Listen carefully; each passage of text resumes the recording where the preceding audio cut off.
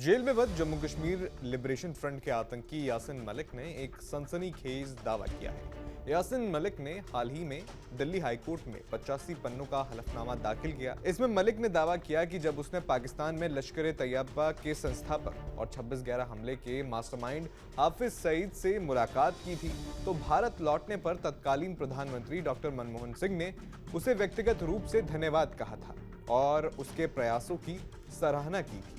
NDTV की एक report के मुताबिक ये मुलाकात 2006 में उसके पाकिस्तान दौरे के दौरान हुई थी। हलफनामे में मलिक ने दावा किया कि ये मीटिंग उसकी पहल नहीं थी, बल्कि पाकिस्तान के साथ गुप्त शांति प्रक्रिया के तहत इंटेलिजेंस ब्यूरो के अधिकारियों की अपील पर रखी गई थी।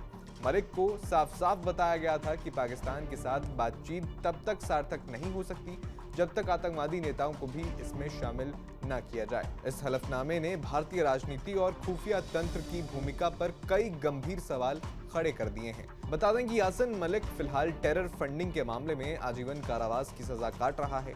हलफनामे के अन्य दावों की भी बात करेंगे, लेकिन पहले बात मलिक के उस पाकिस्तान दौरे की जिसे लेकर पूरा विवाद है। 2005 वो साल था जब कश्मीर ने उस दशक के सबसे भयानक भूकंपों में से एक का सामना किया।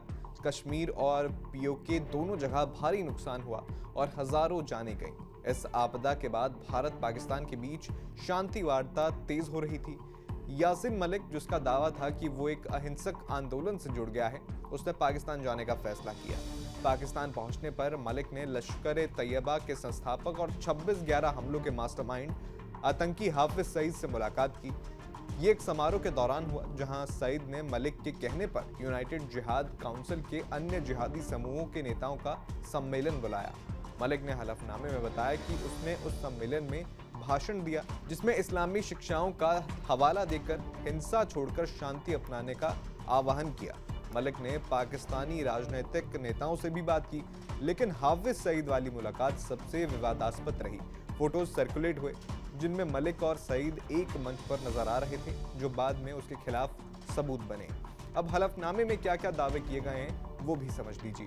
सबसे पहला तो उसकी पाकिस्तान यात्रा और आईबी की पहल से जुड़ा है। मलिक का दावा है कि आईबी के तत्कालीन विशेष निदेशक वीके जोशी ने उससे मुलाकात की और कहा कि शांति प्रक्रिया में आतंकवादी नेताओं को भी शामिल करना जरूरी है। इसके बाद उसकी डीब्रीफिंग हुई भारत लौटने पर। जब दिल्ली लौटकर मलिक ने आईबी अधिकारियों को डीब्रीफ किया और फिर उसे सीधे प्रधानमंत्री से मिलाया गया। मलिक का दावा है कि उसी शाम उसने राष्ट्रीय सुरक्षा सलाहकार एमके नारायण की मौजूदगी में तत्कालीन प्रधानमंत्री मनमोहन सिंह को पूरी जानकारी दी।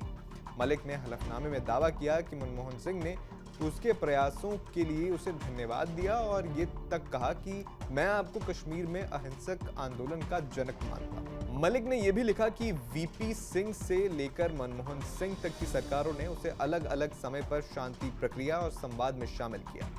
हलफनामे में अटल बिहारी वाजपेयी, सोनिया गांधी, पी चिदम्बरम, आई.के. गुजराल और राजेश पायलट जैसे बड़े नेताओं से उनकी मुलाकात का जिक्र है। इसके अलावा इस हलफनामे में मलिक ने विश्वासघात का भी आरोप लगाया है।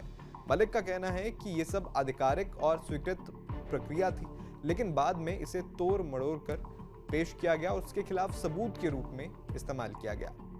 उसने कहा कि आतंकियों से निकटता उसकी पहल नहीं थी, बल्कि शांति प्रक्रिया का हिस्सा थी और उसे राजनीति में बलि का बकरा बनाया गया।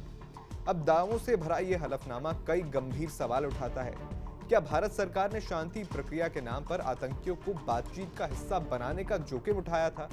क्या खुफिया एजेंसियों की ये रणनीति लंबे समय में उल्टी साबित हुई? और सबसे अहम सवाल यह है कि क्या भारत के प्रधानमंत्री का नाम वांछित आतंकी हाफिज सईद से जुड़ी किसी प्रक्रिया में सामने आ सकता है? बता दें कि यासिन मलिक पर जनवरी 1990 में श्रीनगर में 4 भारतीय वायुसेना अधिकारियों की हत्या का आरोप है। इसके अलावा उस समय के गृह मंत्री रहे मुफ्ती मोहम्मद सईद की बेटी रूबिया सईद के अपहरण का भी आरोप है। कश्मीरी पंडितों का कहना है कि 1990 के बाद हुए हिंसक माहौल और उनके समुदाय के कश्मीर से पलायन के लिए यासिन मलिक भी जिम्मेदार रहा। फिलहाल वो टेरर फंडिंग केस में दिल्ली की तिहाड़ जेल में बंद है। यासिन का बेटा गुलाम कादिर मलिक भी तिहाड़ में ही बंद है। फिलहाल आपका इस पूरी जानकारी पर क्या कहना है, हमें कमेंट बॉक्स में जरूर बताएं।